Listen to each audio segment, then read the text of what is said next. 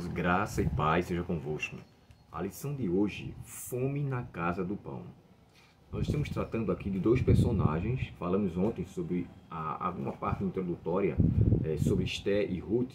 E hoje, de forma especial, vamos tratar 2 dias, ou melhor, 3 dias sobre Ruth, né? Domingo, segunda e terça.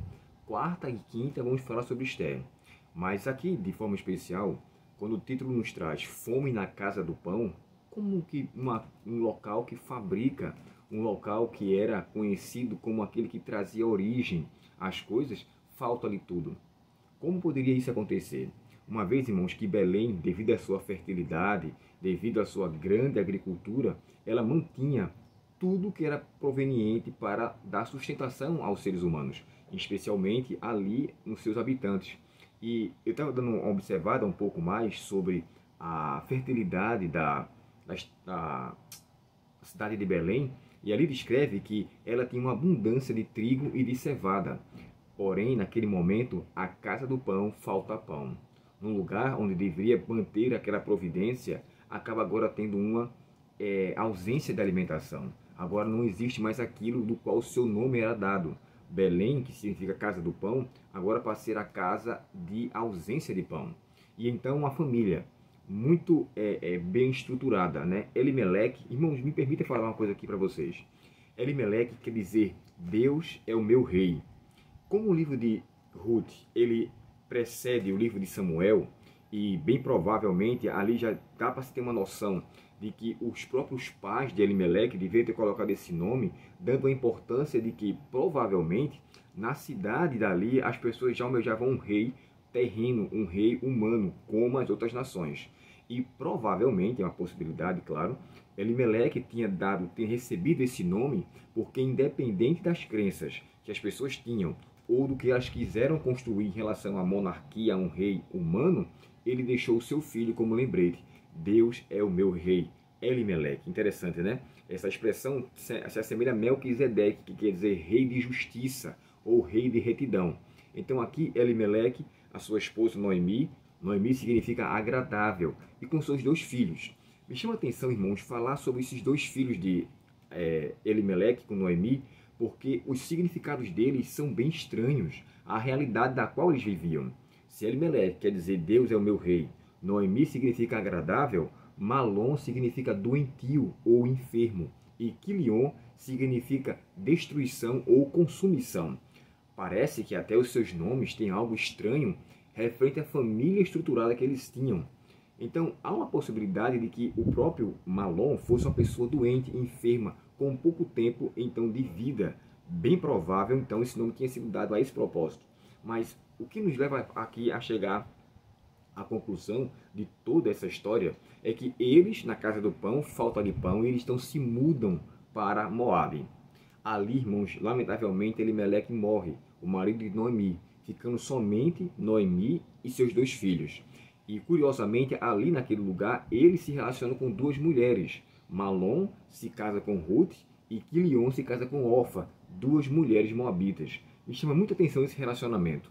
É claro que a gente sabe que o jugo desigual ou o relacionamento com mulheres de outras nações era proibido por Deus. Deus queria com que o povo sempre mantivesse uma semente justa, uma semente santa. Eles então juntos pudessem construir uma família de acordo com aquilo que Deus tinha para com eles em seu propósito.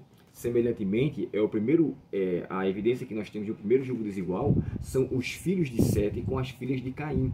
Quando eles se relacionam ali, e há uma corrupção muito grande do gênero humano, falamos sobre isso na semana passada, de maneira que a terra se corrompeu. E todos acabaram vivendo uma vida tão irregrada, tão desregrada, que o dilúvio veio então acontecendo. Porém, nessa história de Ruth, né, com Noemi e os seus 2 filhos, eles então se casam com Ruth e com Orfa. Curiosamente, Orfa, embora demonstrava uma certa afeição por Noemi, ela decide ficar. Não sabemos, irmãos, o fim de Orfa, porque quando acaba aqui essa história, ela não mais é mencionada. Mas Ruth, ela faz questão de permanecer junto, porque após a sua ida para Moabe, 10 anos depois, morrem os 2 filhos, Malom e Quilion. E agora, 3 mulheres viúvas, Noemi, Orfa e Ruth. Essas 3 agora vivem juntas, mas o próprio Noemi pede para que o seu nome, que significava agradável, seja chamado agora de Mara, que quer dizer amargura. Ela chega a descrever assim: Deus tornou minha vida amarga. Ela quis levar aquela significação pela condição que ela se encontrava. Ruth então mostrou para ela um grande amor. Amor tão grande que disse assim: olha, eu vou estar com a senhora. Aonde a senhora morrer, eu vou morrer. O seu Deus será o meu Deus. E pasme com isso. Ruth, ela era de uma nação totalmente contrária aos princípios do povo de Israel. A terra de Moabe, o povo de Moabe, eles eram adoradores de Camus. E Camus era um deus dos quais ele recebia adoração através de sacrifícios humanos. Então Ruth agora descreve: o seu Deus é o meu Deus. Eu estou disposto a me divorciar de tudo aquilo que eu aprendi, de tudo aquilo que a minha nação faz parte. Então, nesse momento onde falta pão e ali onde falta suprimento, porque 3 mulheres viúvas não tinham mais como se manter, Orfa volta para sua casa. Ruth está disposta a permanecer com Noemi. Então elas voltam agora para a cidade de Israel e lá encontram-se com Boaz. Nesse episódio, irmãos, interessantíssimo, ali acontece um relacionamento bem interessante. Eu falei para vocês ontem sobre a genealogia de Boaz, de onde ele poderia ter vindo. Mas eu não vou entrar em detalhes em relação a isso, porque Ruth e Boaz vai ser falado sobre eles amanhã. Mas agora, Ruth decide ficar com Noemi, custe o que custar.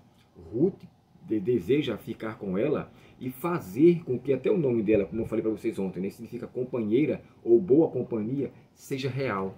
E agora elas duas vivem juntas. Passam-se por um período difícil em relação à ausência de alimentação, mas Deus providencia um meio para eles. Sabe, ler a história de Ruth é muito lindo de nossa parte, onde nós estamos observando o fim e conhecemos toda a sua trajetória.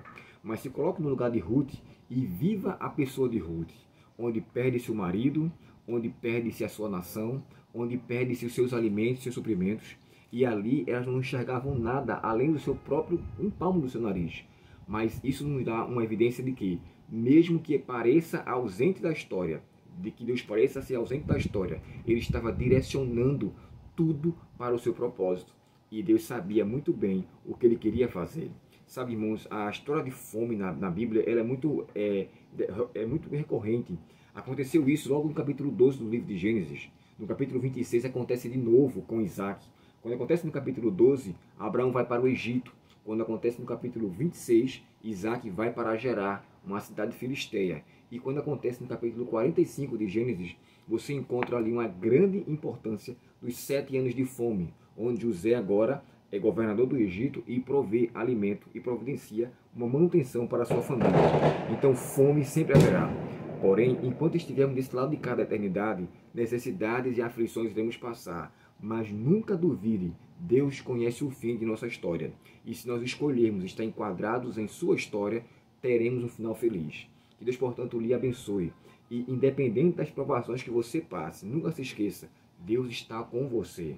Ele passa com você essa situação. As aflições, as injustiças, os desacertos deste mundo, todos estão com datas marcadas para terminar. E Cristo irá nos conceder a maior bênção de todas as bênçãos, que será a vida eterna em Cristo Jesus quando Ele voltar.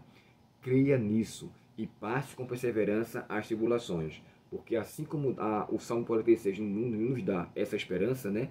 Deus é nosso refúgio e fortaleza, precisamos levar a sério a importância de que Deus está conosco, mesmo que a gente ao nosso redor não o sinta ou não perceba. Mas, em nome de Cristo, pela fé, desenvolva aquilo que Ele quer. Porque fé é um dom de Deus. É algo que a gente não consegue desenvolver, ou melhor, ter por nossa natureza. Mas podemos desenvolver de acordo com nossa confiança no nosso Pai Celestial. Vamos orar? Querido Pai Celestial, muito obrigado, Deus, pela Tua palavra. E obrigado pela certeza da Tua sustentação em nossa vida. Tu nos dizes, Senhor, que aos Teus anjos darás ordem para que cuide de cada um de nós. Por mais que sejam difíceis as provas, não nos permite, Senhor, nos afastar dos Teus caminhos. Por mais que seja duro as dificuldades, que a nossa confiança em Ti ela venha a ser triplicada e que nós possamos continuar confiando em Tua providência. Dá-nos um bom dia, Senhor. Perdoa os nossos pecados e obrigado pela Tua santa e boa palavra para nos dar esperança e uma direção para a nossa vida, em nome de Jesus. Amém. Deus muito te abençoe, um ótimo dia em sua presença e até o próximo estudo, se Deus quiser. Até logo.